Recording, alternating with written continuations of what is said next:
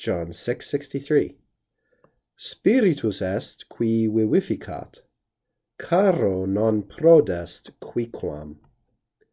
Verba quae ego locutus sum vobis, spiritus et vita sunt.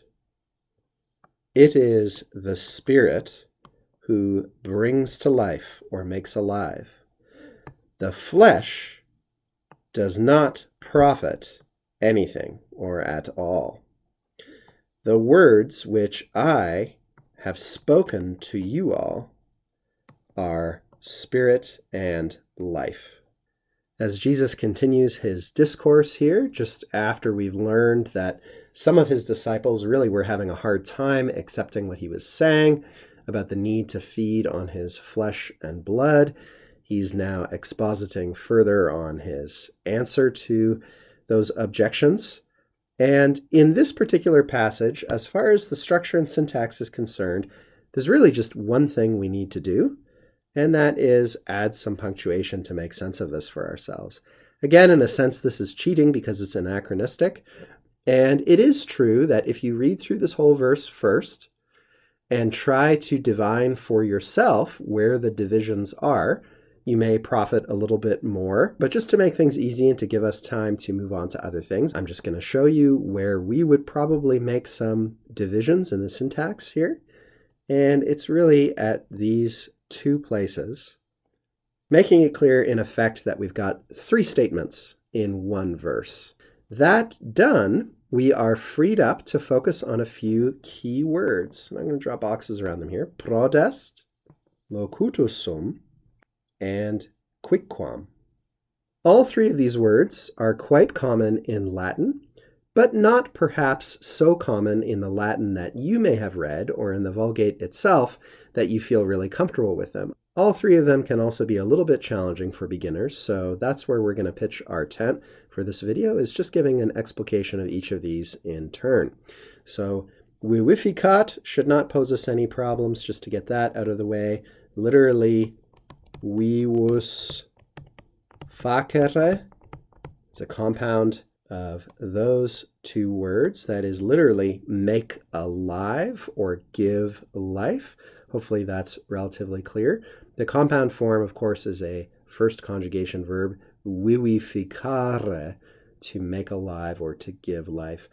Prodest, however, the infinitive is prodesse, is a compound, as you may be able to see right away, of esse and this prefix prod.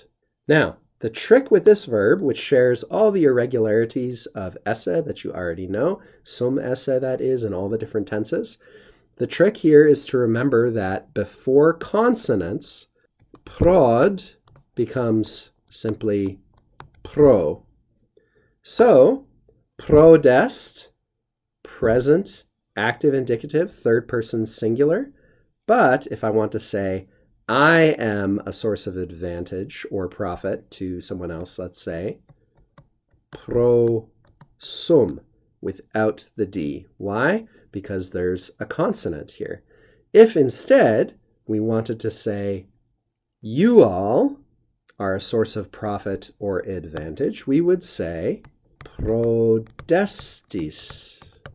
You see again, that D is back in the word because there is no following consonant, but instead a vowel. So armed with that little bit of information, you can make just about any compound in any tense or mood that you want, any person or number, with this verb. Typically, the person or thing to whom advantage accrues is given in the dative case. Now, there is no such person or noun in this particular sentence, so that's just a good rule to know. Now, quicquam is from quisquam, quaequam in the feminine, and then quicquam actually is our standard neuter form. Sometimes you also see, instead of quicquam, quidquam. Quicquam here is an accusative acting adverbially. That is to say, the flesh, caro, is not useful, does not profit, does not confer advantage in any way at all, to any extent. Literally, it does not profit anything. Not in the sense of it does not confer profit on anything, but it confers no profit. It confers no profit at all. If we wanted to rephrase this, possibly to make it clearer for beginners, we could drop the non, and we could say prodest nihil. Literally, it profits nothing. It is of no use. It is of no advantage. Where nihil is acting just like an adverb, we could analyze it probably again. Nihil is indeclinable, but we could analyze it as an accusative neuter form. It is functioning as an advantage, not at all, to the extent of nothing. If we wanted to be really emphatic, we could say nihil omnino. Prodest nihil omnino. It confers nothing, no advantage whatsoever at all. Omnino is a really emphatic word that we can use in that kind of context. So quicquam, you'll recognize it now when you see it elsewhere. Finally, verba quae ego locutus sum vobis, spiritus et vita sunt. The words are both of these things, spiritus et vita. Now, quae, this relative clause, which begins with quae, I should say, is just further defining or explaining those verba. But we could just say verba spiritus et vita sunt. The words are spirit and life. Those words, though, which I have said. So this is first person, perfect, in meaning, active, indicative, from loquor, loqui. This is very common in Latin, just as common as words for speaking are in English. But the thing you've got to notice about it, and this is why I wrote active in brackets, is that it is deponent. It's a deponent verb. Passive forms active meaning. So the form, strictly speaking, looks passive, but the meaning is actually active. Those things, those words, which I have spoken or which I spoke to you, vobis.